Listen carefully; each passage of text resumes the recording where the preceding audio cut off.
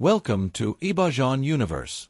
Don't forget to subscribe, like and share this video with your friends. The soft glow of the anniversary dinner candles illuminated Tan Songyun's smile, a quiet warmth that filled the private dining room. Su-kai watched her, a secret thrill pulsing beneath his composed exterior. 4 weeks, he'd meticulously orchestrated this. The restaurant, the gifts exchanged earlier, they were merely preludes. "Happy anniversary, my love," Tan Songyun murmured, her eyes sparkling. "This has been perfect." Su-kai only smiled, a knowing glint in his eyes. "It's about to get even more so. Close your eyes." A playful skepticism touched her face, but she complied, her eyelashes fanning against her cheeks. Su-kai gently took her hand and led her, not out of the dining room, but through a shimmering curtain of air that seemed to materialize out of nowhere. The scent of roasted duck and fine wine vanished, replaced by a crisp, clean fragrance of untouched forest and distant, ionized air. The muffled city sounds dissolved into an ethereal silence, broken only by a low, resonant hum that vibrated through the ground. "Open," he whispered. Tan Songyun's eyes fluttered open, and the world buckled. They weren't in a new location, they were in no location known to man. They stood on a floating island of verdant grass, suspended in a boundless, starlit void. Below them, not earth, but swirling nebulae of amethyst and gold pulsed with gentle light. And before them, rising from the very fabric of starlight, was the house. It didn't merely appear, it coalesced from pure aspiration. Its walls, crafted from what looked like polished moonlight, shimmered with an inner luminescence that defied physics, reflecting the surrounding nebulae in 1,000 dancing refractions. Its roof, made of translucent crystal, was not just a cover but a living observatory, displaying the swirling galaxies with breathtaking clarity. As the final spire rose into the cosmic void, a collective, silent breath seemed to sweep across the infinite expanse, a hum of cosmic approval.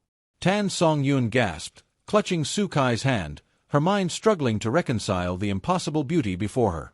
"Happy anniversary, my dearest," Su-kai whispered, his voice thick with emotion. "It's yours. Ours." They walked towards it, not on solid ground, but on a path of solidified starlight that stretched from the edge of their floating island to the shimmering front door. As Tan Songyun stepped onto the path, her foot left shimmering, ephemeral footprints of light that faded moments later.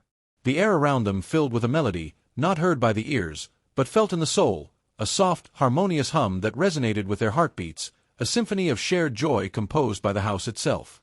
This was more than architecture.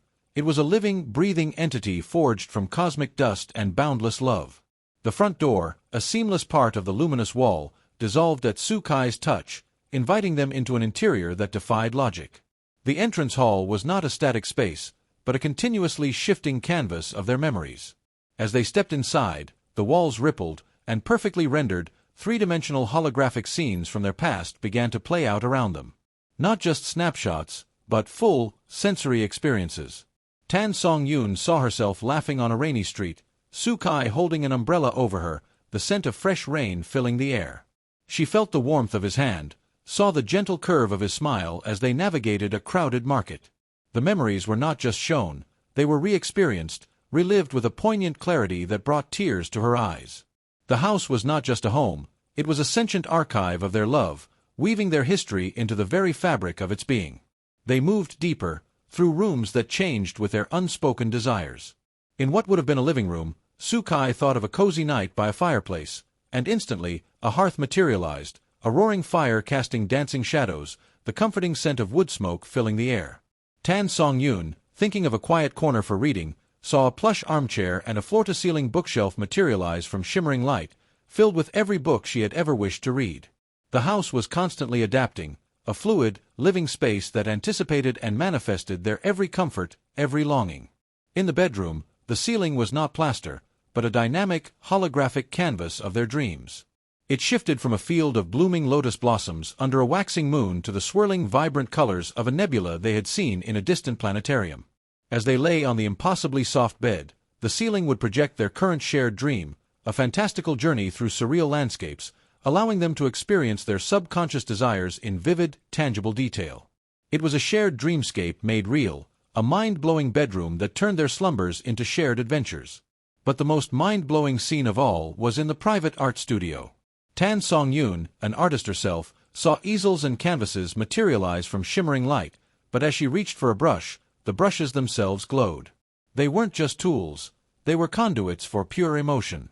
When she dipped a brush into what looked like liquid starlight, and thought of joy, the paint on the canvas exploded into vibrant, swirling yellows and oranges, the colors themselves radiating warmth and happiness. Sukai picked up another brush, and when he thought of serenity, the paint flowed into calming blues and greens, creating a tranquil landscape that rippled with palpable peace. The house was not just manifesting their desires, it was amplifying their creative spirit, turning their very emotions into tangible art. Exhausted but utterly exhilarated, they found themselves on a balcony overlooking the boundless cosmic ocean, the floating island their sole anchor in the vastness. The house behind them pulsed with a soft, internal light, a silent, powerful testament to its impossible existence. It's everything," Tan Songyun whispered, tears of wonder in her eyes. "How?" Sukai smiled, pulling her close. "Our love, my love. It's what built it. This house, it's a physical manifestation of everything we are together. Every memory, every dream, every quiet comfort, every shared passion. It's our universe, made real." He squeezed her hand, and the silver ring on her finger pulsed with a radiant, inner light. "Happy anniversary, my universe." The house, nestled on its floating island, hummed a soft, cosmic lullaby, a silent witness to a love that transcended dimensions, a gift that was not just a structure, but a living, breathing testament to the boundless magic they could create, together. Stay tuned to Ibajan Universe for updates, exclusive breakdowns, and emotional reactions as the story unfolds. Don't forget to like, comment, and subscribe, because this miracle might just be real. The awe had not faded. It had simply deepened, settling into a profound, breathless reverence. Tan Songyun and Sukai stood on the balcony, hand in hand, looking out at the swirling cosmic void that cradled their impossible home. The initial shock of the reveal was giving way to a deeper, more exhilarating realization. The house wasn't just a structure. It was a living, breathing extension of their hearts, a shared consciousness manifested in polished moonlight and liquid starlight. "It's listening," Tan Songyun whispered, her voice filled with wonder. She looked at a shimmering flower growing in a crack between the luminescent floor tiles. She thought, with a powerful, focused intention, of the smell of rain after a long summer drought.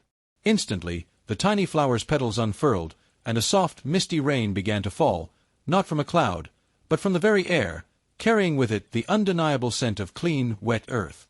The rain didn't soak them, it passed through them like a cool, refreshing mist, a palpable expression of the house's response to her desire.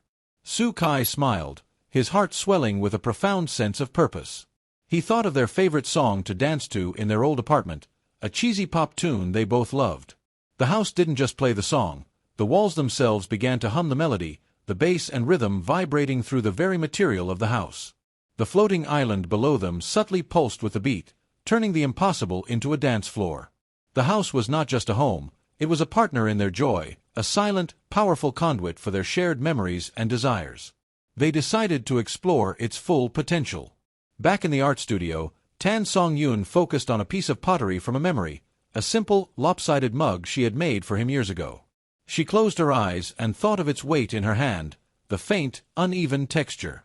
When she opened her eyes, the mug was there, not a hologram, but a perfectly solid, warm ceramic mug, resting on an impossibly clean surface, radiating the same feeling of comfort as the original.